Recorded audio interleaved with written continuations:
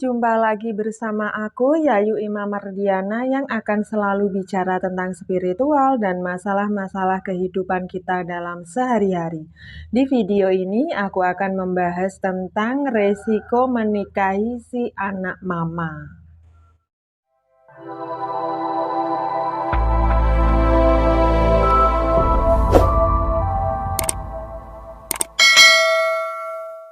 Banyak orang berkata kalau menikah dengan seorang anak yang berbakti kepada orang tuanya, seorang anak yang menyayangi dan mencintai orang tuanya, maka nanti dia juga akan menyayangi dan mencintai pasangannya. Benarkah seperti itu? Kemungkinan besar itu adalah benar. Tapi apa yang terjadi jika orang yang kamu nikahi adalah seorang anak yang menyayangi dan mencintai orang tuanya secara berlebihan, atau biasa disebut dengan si anak mama? Sebelum kamu memutuskan untuk menikah dengan si anak mama, maka lebih baik kamu tonton dulu video ini sampai habis supaya kamu mengerti apa saja resiko yang harus kamu terima kalau kamu menikah dengan si anak mama. Untuk sebagai renungan, apakah kamu sanggup atau tidak menerima resikonya kalau kamu menikah dengan si anak mama? Tapi sebelum aku lanjutkan pembahasannya, buat kamu yang belum subscribe, silahkan subscribe dulu, kasih like, dan aktifkan tombol notifikasinya supaya kamu tidak ketinggalan informasi dari aku seputar masalah kehidupan kita dalam sehari-hari. Kalau sudah, aku lanjutkan. Mencintai, menyayangi, dan berbakti kepada orang tua adalah wajib dilakukan oleh semua anak. Tapi kalau itu dilakukan secara berlebihan, maka juga akan ada efek negatifnya pada pernikahan kamu nantinya. Apa sajakah itu? Yang pertama, kalau kamu menikah dengan si anak mama, maka kamu harus siap untuk tidak didengar suara kamu. Karena si anak mama ini hanya mau mendengar dan menuruti apapun yang dikatakan oleh orang tuanya. Setiap ada masalah, setiap mengambil keputusan, atau setiap ingin merencanakan sesuatu, yang dia tanyai adalah orang tuanya, bukan kamu. Yang diajak musyawarah juga orang tuanya, bukan kamu. Ini kalau orang tuanya dia adalah orang baik, tidak menjadi masalah. Tapi kalau orang tuanya itu adalah orang yang tidak baik, apalagi dia tidak suka dengan kamu, maka kalau seandainya kamu dengan orang tuanya dia bercekcok, bertengkar, atau berselisih paham, maka dia akan lebih mendengar orang tuanya, lebih mendengar dan membela orang tuanya dibandingkan kamu. Yang kedua, kalau kamu menikah dengan si anak mama, kamu harus siap-siap kehilangan banyak waktu bersama dia, pasangan kamu. Karena si anak mama selalu ingin bersama orang tuanya, selalu ingin bertemu dengan orang tuanya, dan tidak ingin jauh-jauh dari orang tuanya, dan tidak mau lama-lama berpisah dengan orang tuanya.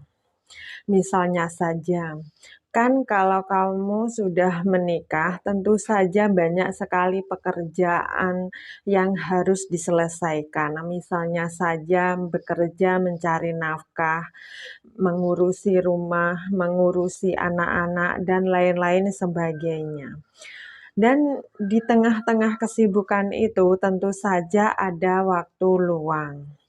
Waktu luang ini kan seharusnya bisa dibuat kamu dan dia untuk berduaan, untuk bersama-sama liburan, berjalan-jalan, pokoknya bersenang-senang.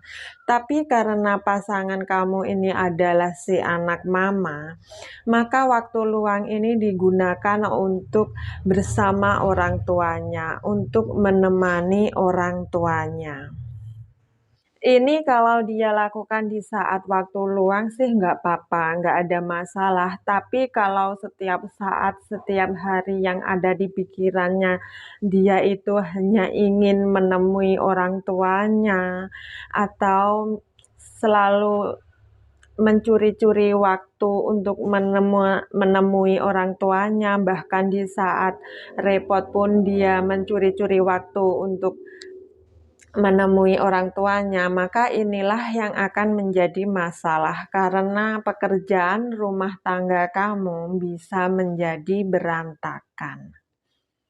Yang ketiga, kalau kamu menikah dengan si anak mama, maka kamu harus bersiap keuangan rumah tanggamu menipis.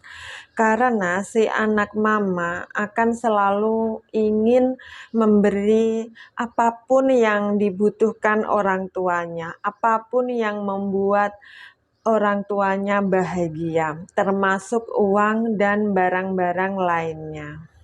Bahkan mungkin juga dia pasangan kamu lebih percaya kepada orang tuanya untuk menyimpan dan mengelola uangnya dibandingkan sama kamu. Ini kalau orang tuanya orang baik dan pengertian sama anaknya sih nggak apa-apa, nggak ada masalah. Tapi kalau orang tuanya dia adalah orang yang serakah, orang yang matre, apalagi kalau anaknya lebih dari satu, nggak cuma dia pasangan kamu aja, maka inilah yang bahaya. Karena biasanya orang tua itu akan menyarankan dan ingin anaknya juga membantu saudara-saudaranya yang lainnya juga. Maka pengeluaran keuangan ini tidak hanya untuk orang tuanya saja, tapi juga untuk saudara-saudaranya. Nah, kalau kamu biarkan, ini bisa miskin seumur hidup kamunya. Yang keempat, kalau kamu menikah dengan si anak mama, maka kamu harus siap tidak dibutuhkan oleh dia pasangan kamu. Karena si anak mama akan menggantungkan hidupnya kepada orang tuanya.